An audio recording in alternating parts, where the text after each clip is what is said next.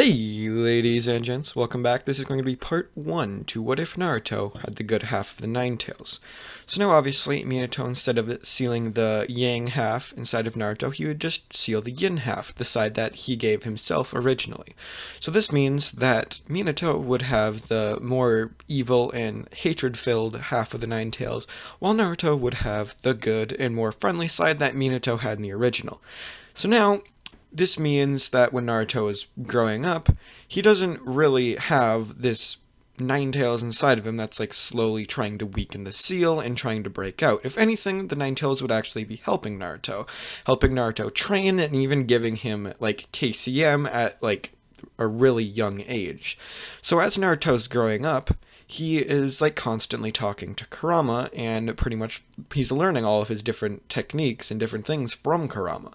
Because again, Kurama's really old, and Kurama has like the intelligence of like Kakashi, so he's really smart. So he'd be teaching Naruto different jutsus, different battle strategies, different things, and like pretty much quizzing him. So Naruto grows up, he's a lot smarter, and he's a lot stronger.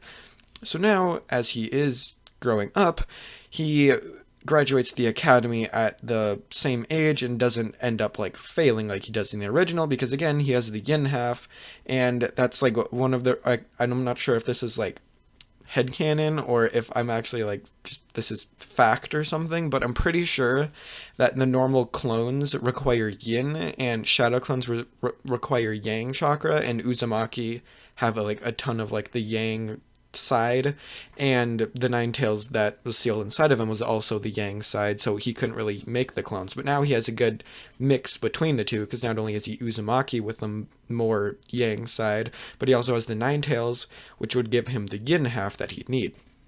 So Naruto is actually able to make clones. He's also able to make shadow clones due to Kurama teaching him different things. And Naruto has a few different sealing jutsus and genjutsu, ninjutsu. He has all these different techniques that I'll list off in a little while. But for right now, Naruto graduates the academy, and he's placed on a team with Kakashi, Sakura, and Sasuke. Now, it is the exact same team that he's placed on originally, so not that much is really going to change, at least with who his teammates are. So, they're doing their introductions. Sasuke's and Sakura stays exactly the same, and Naruto's pretty much stays exactly the same too, except he doesn't really feel like all the hatred from like the villagers as much anymore, because he has a friend to pretty much help him out, that being Kurama. And he doesn't actually like Sakura in this, because Kurama pretty much told him that there's no point to liking someone like her, she's just a bitch. So Naruto doesn't actually have a crush on Sakura in this. He doesn't really like anyone at this point. So now Naruto is pretty much getting told by Kakashi that they're to meet in the morning and not to eat any breakfast. And they do so, and they show up, and Kakashi explains the rules of the bell test, which is pretty much you have to take my bells, and if you don't take the bells, then you don't pass. And there's only 2 bells, so only 2 of you can pass. And Naruto doesn't go and hide. While he is smarter, he has even more confidence in his own ability than he did in the original. And you're going to find out why in just a second.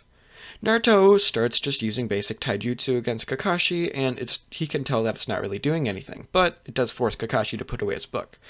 Kakashi's kind of impressed by this, and notices that Naruto's not even using full power, because he's not even using ninjutsu. And Naruto now starts using his shadow clones. And at this, Kakashi's just like, he could make a lot of shadow clones, like a lot.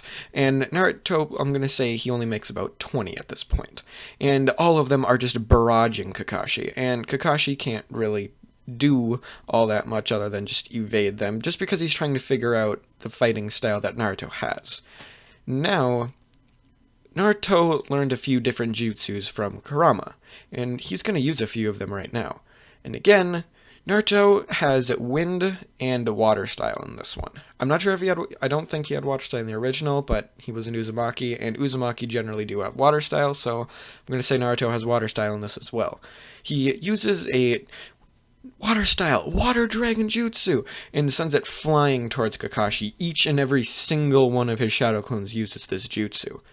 And normally this would completely drain, or like somebody wouldn't even have enough chakra to do this, but again, this is Naruto, and he has Kurama to help him if he does end up running out of chakra.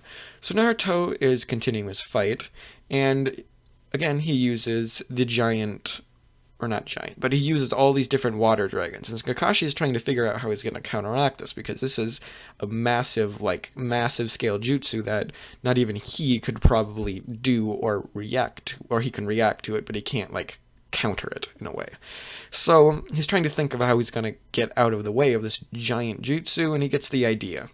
What if he just uses his shadow clones to his advantage, just like Naruto's doing? So that's what he does. He makes a shadow clone, and without Naruto even noticing this, he substitutes himself out and leaves the shadow clone in the middle, seemingly hit by all of these different water dragons. And Naruto, now thinking that he had not only won the battle, but maybe even killed Kakashi, runs up to where the shadow clone used to be. And Naruto's like, oh boy, what did I just do? And Kurama's just like, kid, that was a clone. He's trying to trick you right now. And Naruto realizes this is true, and he just smiles and says, yeah, I know, I figured that out. And Kurama's like, then what the hell are you doing then? And Naruto's just like, don't worry, I have a plan. And this is where Kakashi appears right behind Naruto, and Naruto just smiles as a chakra arm appears out from Naruto's back and slams itself into Kakashi's throat, slamming him into the ground, choking him. Kakashi's like, was that an arm made of chakra? Naruto now is looking at Kakashi and says, oh yeah, by the way, I knew I have Kurama in me, and me and him are kind of friends. You want to see something really cool? And Naruto now enters KCM. Not KCM 2, just KCM. And Kakashi's looking at this, and he's just like, is this kid serious? Did he just enter, is he a perfect Jinchuriki? And Naruto's now like, yeah, I pretty much am. I can talk to him and enter the little dungeon that he's in. It's actually pretty cool. I even opened the seal for him. He looked pretty cramped in there. And now Kakashi's just like, wait, did you just say you opened the seal? And Naruto's just like, yeah. And Kakashi's like, oh god. If this thing ever breaks out, it's going to completely rampage the village. And Naruto now just says, you do realize Kurama can, kind of tell what you're thinking right now? And Kakashi's just like, what do you mean? He's just like, no, Kurama is not going to rampage the village. Kurama's actually pretty nice. And Kakashi's just like, what? How who? How did... Okay, so now he kind of just says, oh, okay, I'm going to pass you because you're really strong and you're a perfect Jinchuriki, so have fun, goodbye. And now that's pretty much the end of that, and everybody passes.